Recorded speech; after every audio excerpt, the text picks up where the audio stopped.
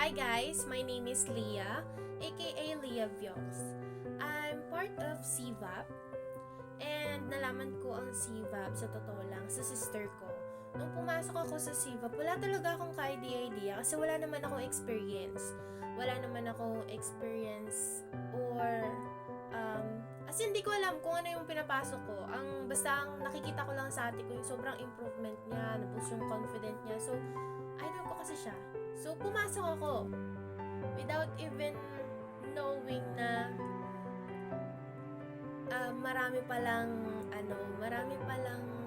kang matututunan sa CVAP talaga. So, syempre, that's 4 weeks ng training. So, sa 4 weeks na yon magkakaroon ka ng mga assignments. And before ka naman magka-assignments, meron kang mga first week na training, ganyan, i-explain sa'yo lahat bago mo gawin yung mga assignments mo. Sa totoo lang, nakaka-pressure siya kung iisipin mo kasi syempre may time limit ka. Pero sa totoo lang, ang buhay naman talaga may time limit eh. Nasa sayo lang kung paano mo siya i-handle, di ba? Tapos, from the first time na wala kang kaalam-alam kung anong gagawin mo, up until na every week, nakakapag-send ka ng output, every week, may bago kang natututunan, magugulat ka sa sarili mo, nakakaya mo na siyang gawin, at saka syempre, the help of the trainers, kung paano nila i-explain sa'yo kung paano mo gagawin yung output, at napaka-friendly, tsaka every training mo, creative ng mga hosts, na may mga costume pa sila. Tawanan lang talaga every week na may training session kami. Tawanan, tapos naka-live ka, magpa-practice ka, mabuboost talaga yung confident mo. Kaya kung mahihain ka, talaga mawawala talaga yung pagkahiya. Sobrang kumbaga parang pinupush ko talaga sa CVAP sa inyo.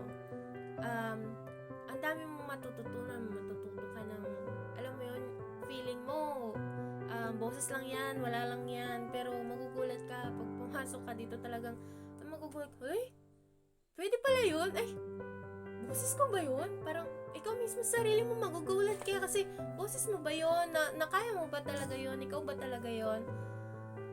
So, ayun, especially, hindi ka naman mapapabayaan kasi magkakaroon ka ng sarili mong team. Tawag namin doon is VR or magkakaroon kayo ng GC kahit madaling araw talaga sumasagot talaga sila. Ganun sila talaga ka-faithful sa'yo. Hindi ka nila pababayaan, madaling araw na o kahit umaga na, ganyan, ng aga-aga. Magre-respond sila sa'yo. Tapos, pag may tinanong ka, talagang tutulungan ka talaga nila. Pag hindi mo maintindihan, talagang i-encourage ka nila. Especially pag, syempre, feeling mo, hindi mo na kaya.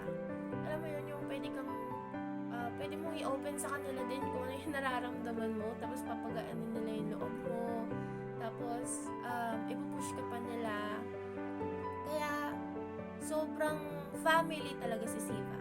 Pag pumasok ka sa CVAP, alam mo yun, yung pag malalaman mo na patapos na, 4 weeks na, matatapos ka na, parang, teka, ayoko pa.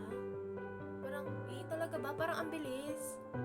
Parang, akala mo nung una, ayaw mo kasi hindi mo kaya. Ngayon, nung malapit ka nang matapos, yung parang, talaga ba? So, yun talaga yung experience ko. Tsaka, ang gagaling talaga ng trainer. Sobra. Ay, by the way, CVAP Scholar kay Papa Lem. Kaya sobrang thank you, Papa Lem, kasi binigyan mo ako ng opportunity para maranasan ko si CVAP. At thank you sa buong CVAP. Naging sobrang pasensyoso kayo sa amin lahat. Sa mga tanong, sa mga output, sa mga projects, as in, hindi mo mararamdaman na hindi ka marunong, hindi mo mararamdaman na naiiba ka sa kanila. Hindi, wala silang ibang ipaparamdam sa'yo. And, yun. So, thank you din so much sa mga mentor and sa mentor